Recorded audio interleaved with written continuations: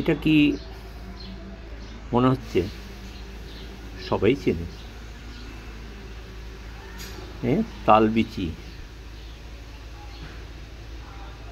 এইটা আমরা যখন তালের শাঁস বের করে নিই তখন এইগুলি আমরা মাটিতে বা যে কোনো কর্নারে আমরা রেখে দিই। পরবর্তী সময়ে ভাইফোঁটার এর ভিতরে যে একটা শাঁস বেরোয় সেগুলো এই কাজে লাগে।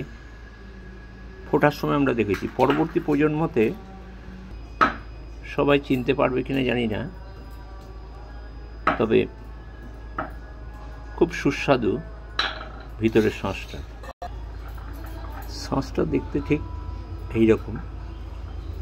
আর শাঁসটা যদি বের করে না হয় তাহলে মাটির সঙ্গে